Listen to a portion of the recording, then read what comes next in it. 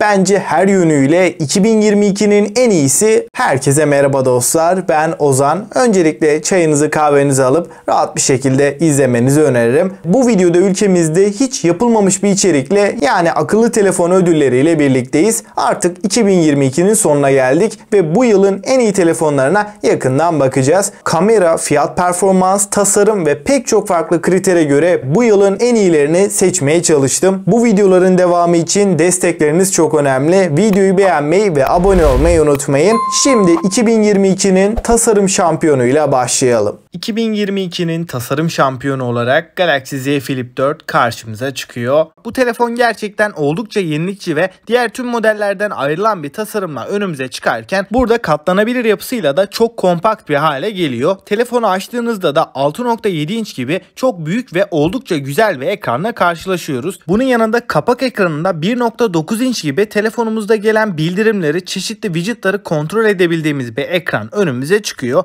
Burada telefonun açılıp kapanmasını sağlayan menteşe de önceki serilere göre daha sağlam bir yapıya sahip. Malzeme yapısı olarak listenin en iyi cihazı değil fakat premium bir malzeme yapısına sahip olduğunu söyleyebiliriz. Çerçevelerde alüminyum, arka kapağımızda da cam bir yüzeye yer verilmiş ve hem ön hem de arka kapağımızın Corning Gorilla Glass Victus'la korunduğunu da belirteyim. Şimdi 2022'nin en büyük ekranlı, en iyi telefonuna yakından bakalım. Burada yine Samsung'un katlanabilir bir cihazını, yani Z Fold 4'ü görüyoruz. Burada telefon katlanmış haldeyken bile dış ekranda 6.2 inç boyutunda dinamik AMOLED bir panelle karşımıza çıkarken iç ekranı açtığımızda 7.6 inçlik neredeyse iPad mini boyutlarında bir ekran bizlere sunuluyor. Bunun yanında her iki ekranımızın 120 Hz tazeleme hızıyla geldiğini söyleyeyim. Açıkçası buradaki panelin kalitesi de ve çözünürlük de üst seviyede olduğu için içerik tüketimi açısından bu ekran sizi fazlasıyla memnun edecektir. Fakat tabii ki kullanım kolaylığı ve taşınabilirlik açısından pek başarılı bir model değil. Zaten bu telefonun da taşınabilir, kompakt olma gibi bir iddiası yok. İkonik tasarımıyla daha farklı bir kategoriye konumlandırılmış. Şimdi de en küçük ekrana sahip olan en iyi telefona yakından bakalım. Burada tabii ki pek çoğunuzun tahmin ettiği gibi Apple'ın iPhone 13 mini modelinden bahsediyorum. Bu model batarya açısından 12 mini'ye göre çok daha başarılı bir şekilde önümüze çıkıyor. 5.4 inçlik Full HD Plus çözünürlükle gelen daha küçük bir çentiye ve 476 ppi piksel yoğunluğuyla oldukça keskin görüntüler verebiliyor. Bunun yanında HDR10, Dolby Vision gibi en üst düzey teknolojileri de iPhone 13 mini'nin ekranında görebiliyoruz. Burada Z Fold 3'e kıyasla çok daha kompakt ve tek elle kullanım açısından ekranın her yönüne erişebildiğimiz, kolay kontrol edilebilen bir cihaz olduğunu söyleyebilirim. Açıkçası iPhone 13 mini için ekran boyutu haricinde tam anlamıyla bir amiral gemisi cihaz diyebiliriz. Burada kesinlikle kamera, performans gibi noktalarda kısıtlamaya gidilmemiş. Şimdi de bu yılın fiyat performans dengesi açısından açık ara en başarılı cihazına, yani Xiaomi 12T 2022 yılında çıkan en fiyat performans cihaz diyebilirim. Gerek donanımıyla gerek kameralarıyla gerçekten inanılmaz başarılı. Android ekosisteminin en performanslı ve en verimli işlemcilerinden birine sahip. Dimensity 8100 Yonga seti 5 nanometre mimariyle gelirken 8 GB RAM'de cihazımızda bulunuyor.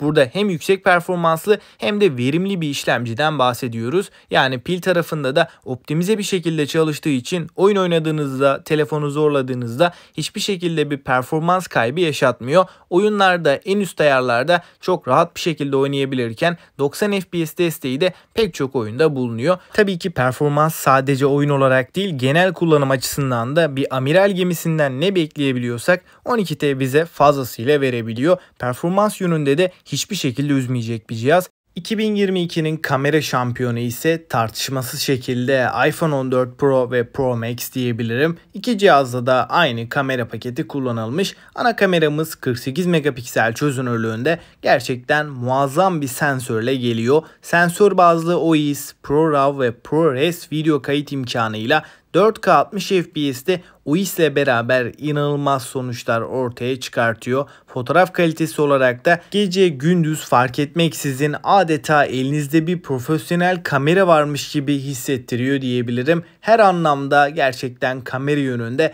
rakipsiz cihazlar olmuş. Bu yılın performans şampiyonu da geçen yıl olduğu gibi yine değişmedi. Yani iPhone 14 Pro ve Pro Max'ten bahsedeceğiz. İki cihaz da tamamen aynı donanım bileşenine sahip. piyasanın en güçlü ve yazılımıyla da en uyumlu Yonga seti Apple A16 Bionic bizlerleyken 6 GB RAM'de bu sisteme eşlik ediyor. Sadece performans olarak değil, verimlilik yönünde de sınıfının üstünde bir deneyime sahip. Her yıl olduğu gibi performansta Apple tahtını bırakmıyor. Oyun anlamında da piyasada en stabil deneyimi veren telefonlar. 2022'nin en iyi bataryalı telefonu kesinlikle Xiaomi 12T Pro. 5000 mAh batarya ve 120 Watt hızlı şarj desteğine sahip. Bu bataryayı sıfırdan 100'e kutu içerimizden çıkan bu adaptörle 20 dakika civarında sıfırdan 100'e doldurabiliyoruz. Bu değerler muazzam bir seviyede. İşlemci, yazılım ve batarya tam olarak uyum içinde çalıştığından 120 Hz'de kullandığımızda bile gün içinde tekrar şarja takma ihtiyacı hissetmiyoruz. Ortalama bir kullanımda 8 saat civarı ekran süreleri alabiliyoruz. Ki %100 olan bu bataryayla da bir günü hatta 2 günleri zorlayan bir performansı da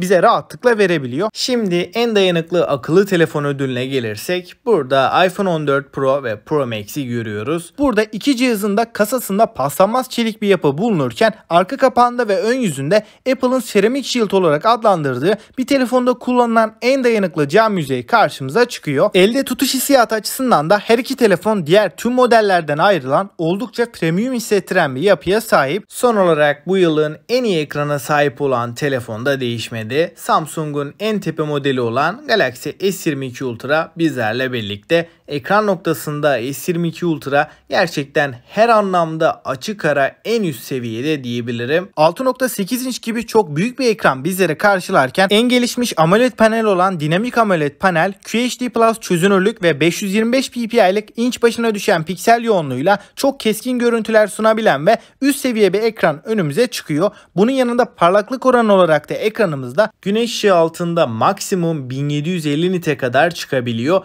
Ek olarak %89'luk ekran kasa oranıyla çerçevelerin çok ince oluşuyla birlikte de taşınabilir bir televizyon hissiyatı oluşturuyor diyebilirim. S22 Ultra'nın ekranında eleştirebileceğim herhangi bir nokta yok. Samsung burada mükemmel bir iş başarmış. Şimdi benim favorilerime gelecek olursak, ben olsam eğer ki bütçe problemim olmasa iPhone 14 Pro ile gelecekten gelmiş gibi hissettiren Galaxy Z Flip 3'ü kesinlikle alırdım. Tasarım anlamında gerçekten en beğendiğim cihaz ve yenilikçi yapısıyla da farklı bir konumda diyebilirim.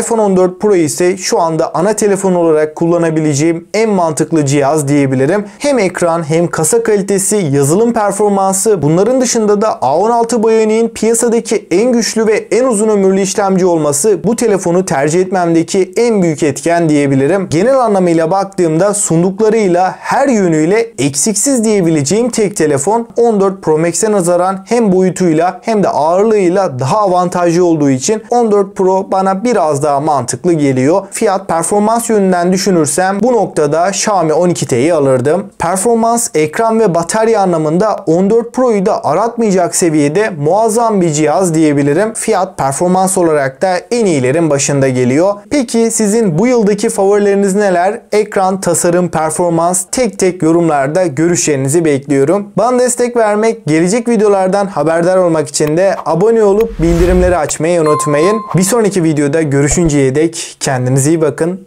Hoşça kalın.